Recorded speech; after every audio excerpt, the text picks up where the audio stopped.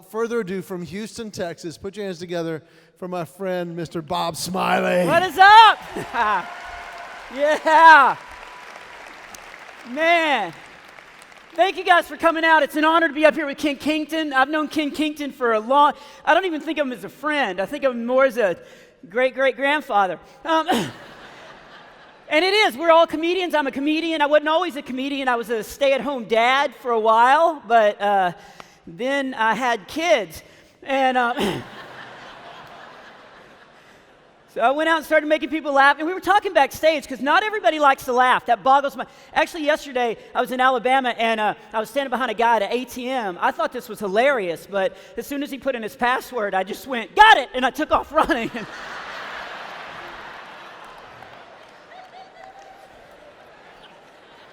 He did not look like a sprinter. And I got my sense of humor from my dad. My dad's an awesome Christian guy. We have the same sense of humor, actually, which is weird because we don't look alike at all. My dad weighs 280 pounds. He's 5'7", and and he's always been big. I asked my grandmother, I was like, was he ever skinny like me when he was young? And she was like, no. He was born on a Thursday and a Friday. So, and I'm not making fun of him because he loves being big. He loves it. He's always like, "Bob, come stand next to me so we look like the number 10. I'm like, okay. But he always would joke growing up. He would always do jokes. In fact, that's a good example. One time during my second junior year in high school,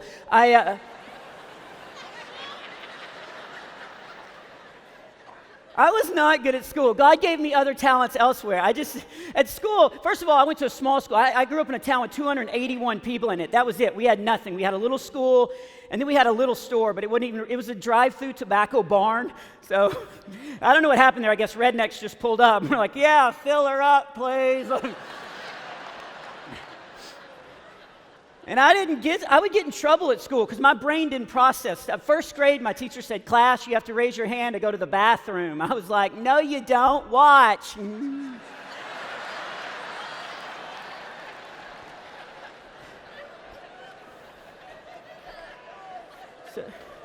So I didn't date much. Actually, I see they put the number of women that said they'd go to prom with me up on the wall. Anyway, I went to my dad one time and I was like, "I don't look like you at all. Was I adopted?" And he goes, "Yes, but they brought you back." So, but my dad loved me. I don't want to paint him a bad picture in your mind because we would do stuff. I am from Texas, and I hope this doesn't offend anybody, but my dad used to take me duck hunting all the time, and I loved that when the sun would come up in the morning, and my dad and I'd be hiding under the slide by the swing set, and I'd be throwing the bread out, and they'd come waddling up. Boom! But he would do some pranks on me that I didn't like. And sometimes I wouldn't get them. Like for 6 months, every night, my dad had me take communion, and I thought it was because I was a strong Christian kid. And finally, my brother was like, "Dude, he's just giving you NyQuil." So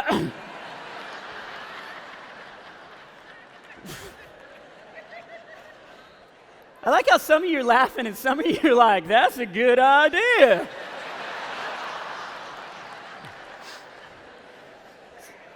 So I got my sense of humor from him, and I didn't always want to be a comedian, though. I get that question a lot. When I was a little boy, I actually wanted to play Major League Baseball, which is dumb, because I now realize that's never going to happen, because I'm afraid of needles.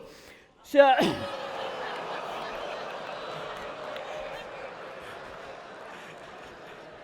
Are we okay? We were talking backstage. There's all these things that we think are funny, but we don't know if it offends people because there's a lot of different ideas in the Christian world of like discipline is a hot topic. Like some people spank their kids. I've got 3 boys, and I spank my kids because I got the James Dobson Strong-Willed Child book, and that helped me because it was thick enough that when I would spank them. I told that joke at a church one night, and this lady came up after the show, and she was like, "You're advocating child abuse. You should never spank your children." And I'm like, "You're a Christian. Haven't you read Proverbs where they talk about it?" And she was like, "That was different. That was the Old Testament. They didn't have time out back then." And I was like, "What?" It's like, yeah, they did. What was the lion's den, huh? Like, I grew up getting spanked. I remember one time I was down front at our church, and my dad said, on this next song, stand to your feet. I don't know why I did this, but I was like, yeah, everybody, stand to your feet. Good thing he said that. I almost stood to my liver. We never sang that song. He shut the book. He picked me up, carried me like a football outside. And he spanked me, and I deserved it, but it's embarrassing because it's right in front of my children. And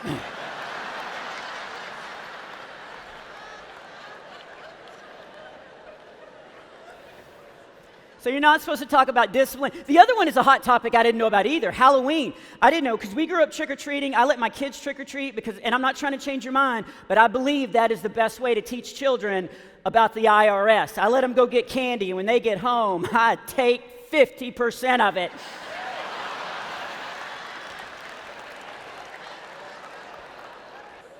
And the last couple of years, I've taken 60. So... Don't go, oh, my kids are fine with it. I promised them free health care. So,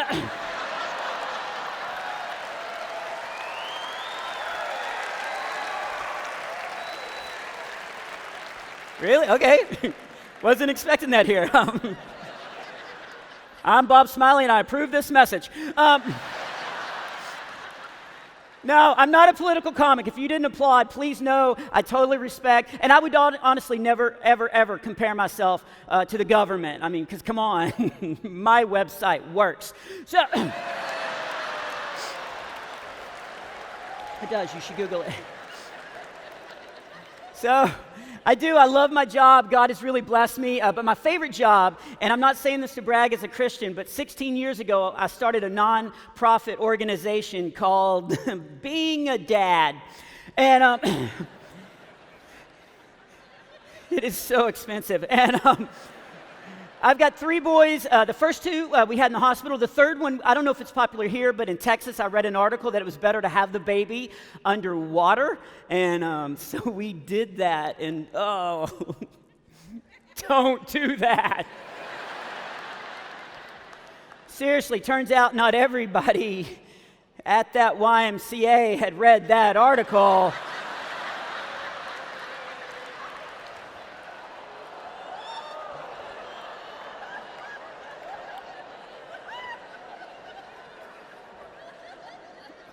That was one angry lifeguard. And that's another question I get is, are your kids funny? And all 3 of my kids are pretty funny, but my youngest one is the funniest. And again, I hope this doesn't offend anybody, but I laughed forever when he said this. He came down the stairs one day. His name's Xander, and he was like, I'm starving, and I saw a teaching moment because I work with new missions, and I've seen children starving, and so I wanted him to know that we're lucky in America. And I was like, Xander, you're not starving. You're just hungry. And he goes, I'm so hungry, I'm farting fresh air.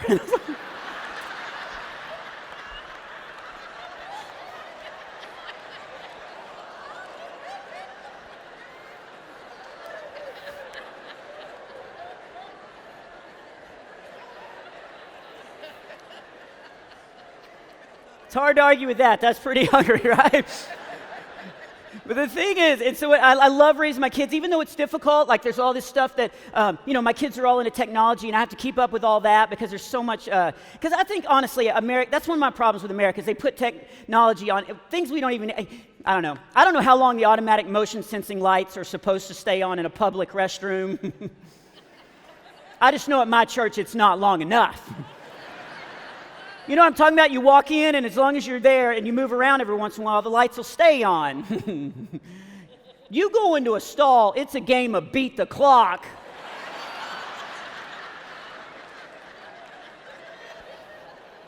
Please tell me I'm not the only one that has ever sat in a dark stall, tossing a roll of toilet paper up.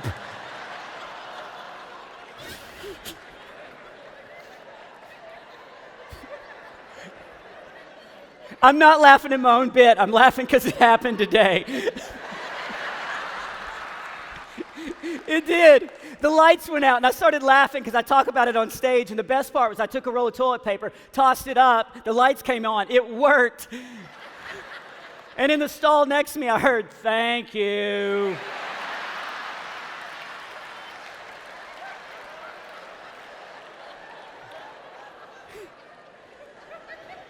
I was like, you're welcome, Johnny W. And but I love, and one thing that I love about being a dad is I get to give my kids an example of what God looks like. I get to love on my kids as much as possible so they can even just grasp the idea of unconditional love, because it's so hard. Because, I mean, in this world, even people that claim to love you the most are going to disappoint you in life. Sometimes they're just going to quit. I mean, I personally can tell you about that. And the great thing about it is that even if love that you've been promised goes away, God's love is never going to go. In fact, I'm going to close with this last story because I got a glimpse of how God must look at us every single day. My oldest son came to me and he's like, I want to play in the band. That's my dream. And I was like, you go for your dream. You never let anybody talk you out of your dream. And he goes, I want to play the trombone. And I was like, hang on, we're going to re-examine the string. You ever heard a junior high kid play the trombone? Or what I now call Satan's harp? Oh. I wanted, and honestly, as a dad, I mean, I travel with Tim Hawkins, Johnny W., all these guys that play the guitar, and you see adults still play the guitar later in life. So I wanted him, you know, because, I mean, let's be honest. You ever see an adult with a, anybody ever been out camping, sitting around a campfire? Just, so peaceful. Hey, Ricky, did you bring your trombone? Like,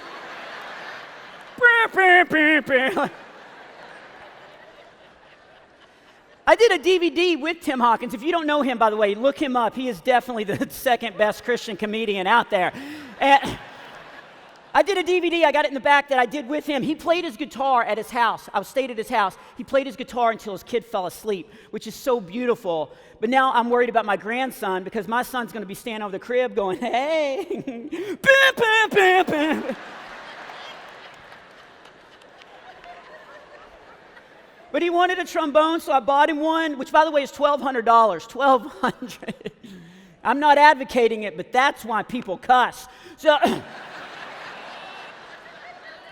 I bought him a trombone. He went to school, and he learned I guess let's call it a song. No, you didn't hear it. If that was a song, that song should have been called Who Punched the Moose in the Bladder? Because oh. Even our dog was like, dude, you put me outside when I make noise like that. We have the weirdest dog. We got a retired drug-sniffing dog. I didn't think that through. He spent his entire life sniffing drugs. And I can tell, he won't even bark normal. He's all like, rough, man.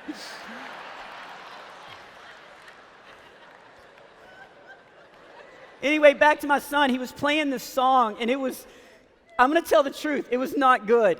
It was not, I didn't even recognize it. Later, he told me it was the theme music to Jaws, and I was like, well, that was scarier than the movie. But I didn't say that, because here's where I got a glimpse, and I love these moments where we get a glimpse of kind of how God must look at us. Here's where I got just a glimpse. My son was playing this song, and it was not good.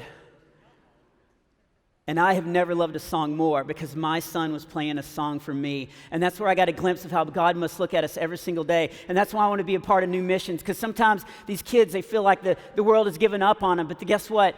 I mean, and even you guys, maybe you're not playing the song the way that God created you to play it. Maybe you've made mistakes. Well, here's the good news. It doesn't matter, because your perfect Father's never going to stop loving you. It is unending. And in fact, whenever he was playing, I was just overwhelmed how much God loves us. And a weird thing happened. I know you guys don't know me, but I don't cry. And it's not a macho thing at all. I don't know why I don't cry. I cried once as an adult. It was over the dumbest reason. It was over a movie. Toy Story 3. I don't know if you cried. If you cried at that, tell me the part after the show. We'll be at the table. But the part that made me cry was when the lady... If you saw the movie stupid. The part that made me cry was when the lady said, "Sir, that'll be $87 for 4 tickets to go in and see the movie." And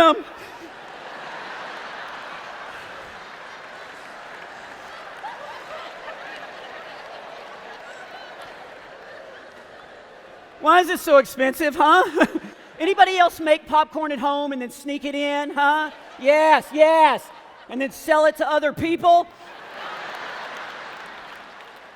But there was that great moment where I was just once again reminded how much God loves us. And even if we make mistakes, and my son stopped and he was like, "What's up?" And I told him, and he said the greatest thing.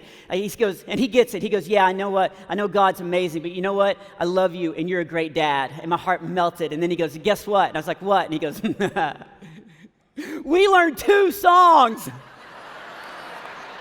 You want me to play the other one?" And I was like, "Do I want you to play it?"